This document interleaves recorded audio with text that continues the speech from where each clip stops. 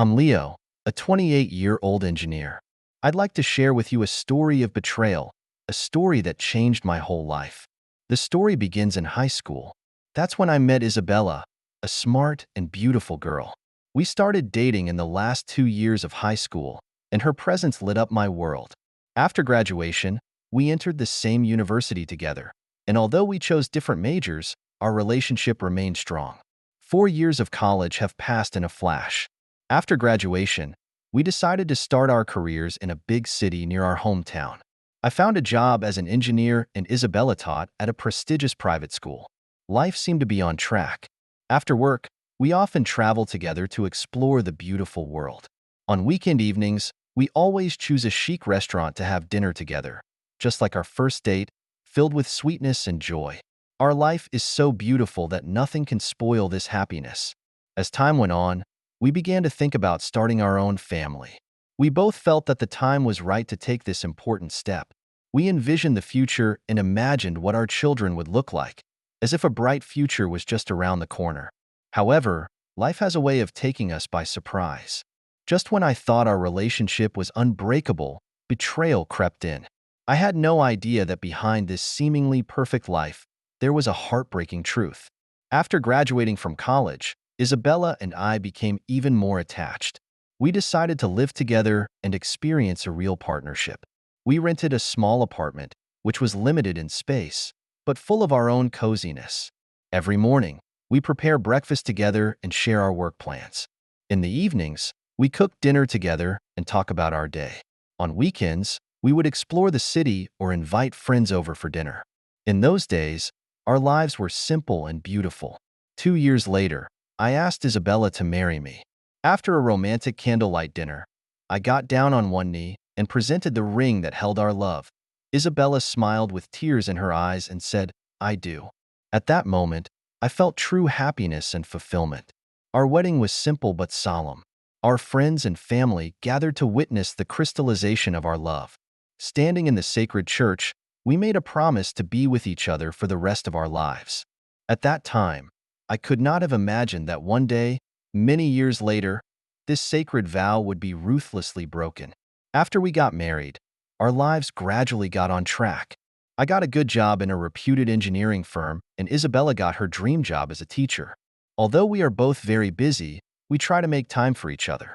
Our lives were full of love and happiness. I remember one Valentine's Day, Isabella had a surprise for me.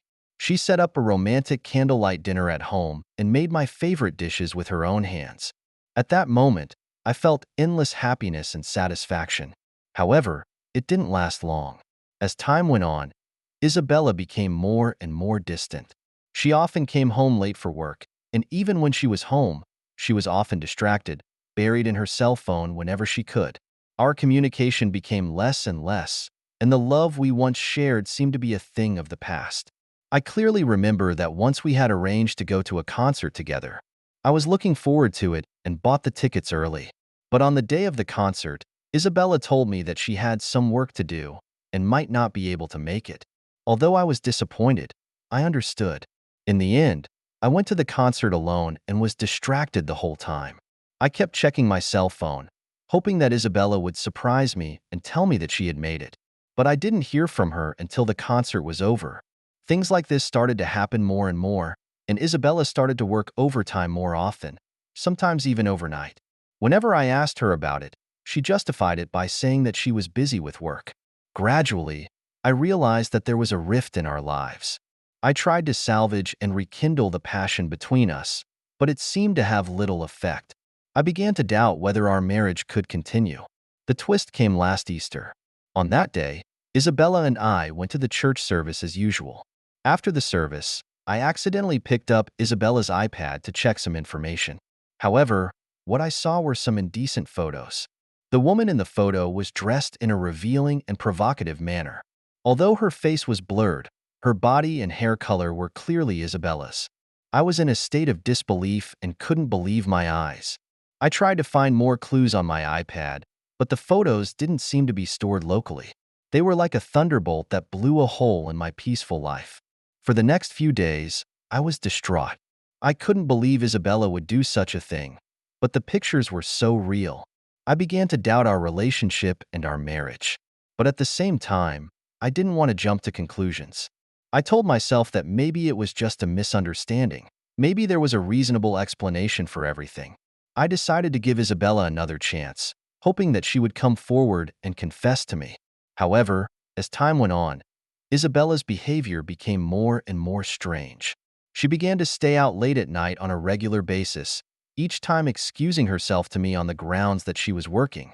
She began to avoid answering my questions and dismiss my concerns. The trust between us began to crack. I knew that I had to do something. I had to find the truth, no matter how brutal it was.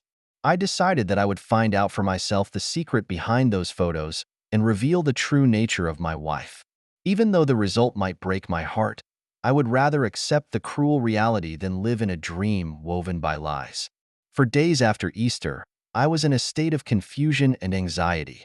The indecent photographs haunted me like a spell, making me restless. I tried to convince myself that maybe it was all a misunderstanding. Maybe Isabella had her reasons.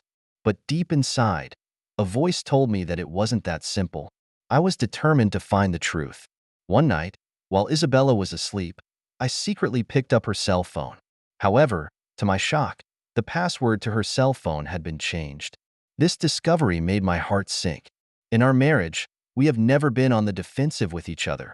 Our cell phone passwords have never been a secret to each other. And now, Isabella had changed her password. What does that mean? What is she hiding? A million horrible thoughts flashed through my mind, but I forced myself to calm down. I knew that if I wanted the truth, I had to be more careful and rational. Over the next few days, I began to observe Isabella secretly, and I noticed that every time she entered her cell phone password, she would subconsciously cover it with her hand. But after many observations, I finally found a chance to write down her new password. Late one night over the weekend, I couldn't stand the torment I was feeling inside any longer. While Isabella slept, I gingerly picked up her cell phone and entered the new password. The phone was unlocked and my heart was pounding, not knowing what I was going to find. I opened the photo album and started browsing through the photos one by one. At first, they were just ordinary, everyday photos. But when I got to the photos from about 2 months ago, my heart stopped. There were more indecent photos, and they were more explicit than the ones I had seen on my iPad. In the photos, Isabella and a man were hugging and kissing intimately. The man's face wasn't quite in the picture, but I could tell it wasn't me. For a moment, I felt dizzy and out of breath. My wife, the woman I had loved for so many years, had betrayed me. My hands were trembling and I could hardly hold the phone. But reason told me that I had to dig deeper and get more evidence. As an engineer, I know the importance of data and evidence. If I wanted to gain the upper hand in a possible divorce proceeding, I had to have sufficient and solid evidence. I knew that the photos on her cell phone weren't enough and that Isabella could argue that they had been tampered with. I needed more evidence, like their chats, emails, and so on. Evidence that Isabella probably deleted. With years of experience in debugging programs and companies, I came up with a way to recover deleted data. I connected Isabella's phone to my laptop and started running the data recovery program. I knew that the process could take hours, and once Isabella woke up and realized that her phone was gone, it would all be over. So I had to make every minute count. During the long wait, my mind was filled with memories of Isabella and me. The nerves and excitement of our first date, the laughter on our trips together, the vows we made at our wedding. Each memory now seems like a cruel joke. At around 4 a.m., the data recovery was finally completed. I began to scrutinize the deleted messages and pictures. Soon, I found the evidence I needed. Those intimate words, those ambiguous photos, even the emails where they discussed their elopement plans. Each piece of evidence was like a sharp blade, piercing my heart. I found out that Isabella and the man had been seeing each other secretly for months. They chatted frequently, sent each other pictures, and even planned a few private meetings. And all this happened without my knowledge. I went further and recovered their deleted emails and social media messages and realized that their relationship was much deeper than I thought. They weren't just lovers, they even talked about divorce and married life. At that moment, I realized that my marriage, my love, had come to an end. In the face of all this evidence, I felt a wave of nausea. I rushed into the bathroom and vomited into the toilet. My eyes were blurred with tears, but the pain was unmistakable. I couldn't believe that while I was loving Isabella with all my heart, she was cheating on me behind my back. I couldn't believe that everything we'd been through together had been so easily put behind her. That night, I just sat on the bathroom floor and let the tears flow. Anger, sadness, disappointment, a mix of emotions that almost tore me apart. Pictures of Isabella and that man kept flashing in my mind. Their intimate gestures, sweet smiles, each image, like a sharp knife, cut my heart in pieces. I stayed up all night. I lay in bed, listening to Isabella's even breathing and thinking about how our marriage had come to this. We had been so in love, so happy. But now it all seemed like a cruel lie. I don't understand why Isabella did this to me, why she betrayed our love. As the night wore on, my thoughts became more and more confused. I thought of revenge, of heated confrontation, of forgiveness. Countless thoughts swirled in my mind, but none of them gave me a clear answer. I thought about revenge, about giving Isabella a taste of betrayal. I even thought of publicizing her affair with that man and letting her bear the blame and scorn of the world. But I finally gave up on that idea, because I realized that revenge can't really solve the problem. It will only make me become a despicable person like Isabella. Besides, I didn't want our family and friends to be involved in this scandal. They shouldn't have to pay for our mistakes. I also thought about confronting Isabella violently, asking her why she betrayed me, why she ruined our marriage. I wanted an explanation, an apology, but I knew that no matter what she said, it wouldn't change what had already happened. And I wasn't sure I could keep my cool during the confrontation. I'm afraid I'll do something irreparable in my anger. I even considered forgiving Isabella and giving our marriage a chance to start over. After all, we've been together for so many years, and we have so many good memories. I didn't want to give up just like that. But reason told me that a marriage built on lies and betrayal has no future. If I chose to forgive, I would never be able to truly trust Isabella, and our relationship would always be under this shadow. Finally, after a night of tossing and turning, I made a decision. I decided to leave Isabella and start a new life on my own. It wasn't because I was weak, but because I realized that it was the only way I could preserve my dignity. I don't want to be an angry, resentful person. I don't want hatred to take over my life. I want a new beginning, a future without lies and betrayal. I know that it will be a hard road, but I am willing to face it and work hard, because I believe that only by facing problems can we truly solve them. Escape and revenge are not long-term solutions. I understand that it was a difficult decision to leave, but it was a choice I made after much deliberation. I'm not a coward, on the contrary, I think it's a kind of bravery. Courage to face reality, courage to make choices for their own lives. I believe that only through courageous change can we usher in a new life. By the time the first rays of sunlight came through the curtains, I had already started packing. I took out my suitcase and began to fill it, piece by piece, with my clothes, books, and other personal belongings. My movements were decisive and organized, like a soldier on a mission. I knew that this was going to be one of the toughest days of my life, but I was ready for it. While I was packing my closet, Isabella woke up. She saw me packing my bags and had a look of surprise and confusion on her face. She asked me what I was doing and why I was packing. I didn't answer immediately, but continued with my work. I knew that I needed to remain calm and rational in order to accomplish this difficult task. Isabella started asking me questions to find out what had happened. She said she didn't understand why I had to leave so suddenly. She said she loved me, and she didn't want to lose me. Her words used to touch my heart, but now they sounded so false and harsh. I knew that her love and commitment had been destroyed by her own hands. I continued to pack in silence, trying to ignore Isabella's presence. But she wouldn't stop. She grabbed my arm and forced me to face her. She demanded an explanation, a reason for me to leave. I could feel the anger burning in me, but I knew I had to stay calm. I couldn't let my emotions dictate my behavior. Finally, after much questioning from Isabella, I turned to face her. I calmly told her that I knew everything. I knew that she had cheated on me, that she had betrayed our marriage. I took out my cell phone and showed her the photos and chat records. I told her that I couldn't take the lie anymore. Isabella's face instantly turned pale. She began to stammer an explanation, saying that it was all a misunderstanding. She said that I was the only one she loved and that she had never betrayed me. But the look in her eyes betrayed her. I knew that look of weakness and guilt all too well. I calmly told Isabella that our marriage was over. I said I couldn't forgive her for her betrayal and I couldn't live with her anymore. I said I was leaving the house and starting a new life. I told her that I had found all the evidence and that if she wanted to fight for anything, I would see her in court. Isabella began to cry and pleaded with me to give her a chance. She said she'd make it right, that she'd do anything to get me back. But I knew it was all in vain. Trust is like a mirror, once broken, it can never be restored. Between us, there's no longer any possibility. I dragged my suitcase and walked out of the bedroom without looking back. Isabella followed me, crying and pleading. I tried to stay calm and determined and quicken my pace. I knew that if I faltered, if I turned back, I might lose the courage to leave. I walked to the foyer and grabbed my keys and wallet. I took one last look around the home we had shared. Every corner was filled with our memories. But now, those memories only made me feel pain.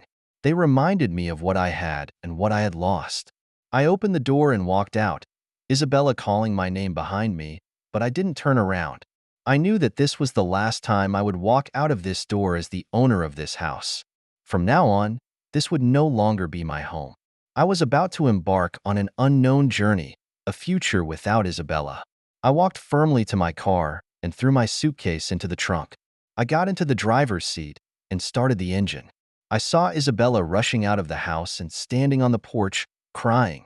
For a moment, my resolve seemed to waver, but I shook my head quickly and dismissed the thought. I knew that I had to be strong and honest with myself. Tears blurred my vision as I drove away from our home and the neighborhood full of memories. I cried for what I had lost, and I felt uneasy about the unknown I was about to face. But at the same time, I felt a small sense of relief at my newfound freedom. I knew it would be a hard road, but whatever lies ahead, I am ready to face it, because I know that this is my only choice. I drove aimlessly for a couple of hours and eventually stopped at a motel. I booked a room and dragged my suitcase inside. The room was small and poorly furnished, but at least it gave me a place to rest my head for a while. I sat on the edge of the bed, feeling a wave of exhaustion and confusion. Everything that had happened in the last 24 hours seemed like a nightmare, but I knew it wasn't a dream. It was the harsh reality. My marriage was over and my life had been turned upside down. I picked up my cell phone and saw countless missed calls and unread messages. Most of them were from Isabella and some from our mutual friends. I didn't have the courage to open them. I didn't want to see their questions or sympathy. What I needed most right now was someone to talk to. I flipped to my mother's number. I hesitated, but pressed the dialing button.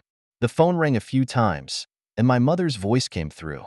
Hearing her gentle greeting, I couldn't control my emotions any longer. I cried and told her that Isabella and I were over and that I had left home. My mother sounded shocked and distraught. She kept asking me what had happened and why it had come to this. I broke off and recounted the events of the past few months, how I had found out about Isabella's infidelity and how I had made the decision to leave. I felt a sense of relief as I said this. It was the first time I had ever told this heavy secret. My mother comforted me and told me that I had made the right decision. She said she supported me in whatever I was going to do next. She told me to rest and not to worry about the future. She said that my home would always be my safe haven and that I could go back to it whenever I wanted. When I hung up the phone, I felt a small sense of relief. Knowing that my mother was there for me gave me the courage to face the future. I began to think about my next steps. I knew I couldn't hide in this motel forever. I needed to start my life over. I opened my laptop and started searching for jobs. I decided I wanted to leave the city, even the state. I wanted to go to a whole new place, a place without Isabella and her family. I needed a fresh start. Over the next few days, I submitted numerous resumes. I contacted some of my old classmates and ex-colleagues to see if they had any suitable job opportunities. Every day, I waited for a chance to make a fresh start. Finally, when I was about to despair, good news came. A friend of mine from college replied to my email, saying that he was working for a company in Seattle that was looking for engineers. He asked me if I would be interested in an interview. I almost wept with joy. This was the opportunity one had been waiting for, a chance to make a fresh start. I immediately replied to the email, expressing my strong desire. I spent the next week preparing for the interview, researching the company's background and business. The interview went surprisingly well. My background and experience were recognized, and the interviewers appreciated my attitude and ideas. When they told me on the spot that I was hired, I felt a sense of joy and hope that I hadn't experienced in a long time. I started to prepare for the move. I found a small apartment in Seattle and signed a lease. I sold my car and bought a one-way ticket to Seattle. Every step of the way, I felt like I was getting a little bit closer to my new life. The day before I left, I went back to my home with Isabella for the last time. She wasn't there. I guess she had gone to work or to her lover. I walked into the house and looked around the space I once knew so well. Every corner held memories of us. But now, those memories were tainted by betrayal and lies. I left the key to my room on the table in the foyer. I knew that this was the last time I would enter this home. From now on, this place would only exist in my memory. As I sat on the airplane to Seattle, I felt a strange sense of calm. Over the past few weeks, I have experienced the greatest pain and frustration of my life. But now, I felt ready to face the future. I knew it wasn't going to be an easy road. I still had to deal with the divorce and adjust to a whole new city and job. I know that the pain won't go away overnight, but I have taken the most crucial step. I chose to face it. I chose to change. I chose to start over. I hope my story can give some insight to those who are going through similar pain. Betrayal and deception can destroy a relationship, but not a person. We always have the right to choose. Choose to face, choose to change, choose a better future. It takes courage, it takes determination, but we owe it to ourselves. Because each of us deserves an honest and dignified life. Thank you for taking the time to listen to today's story. If you enjoyed it, please like and subscribe if you haven't already. If you have a story to share about your own or someone else's experience, please feel free to contact me. Take care.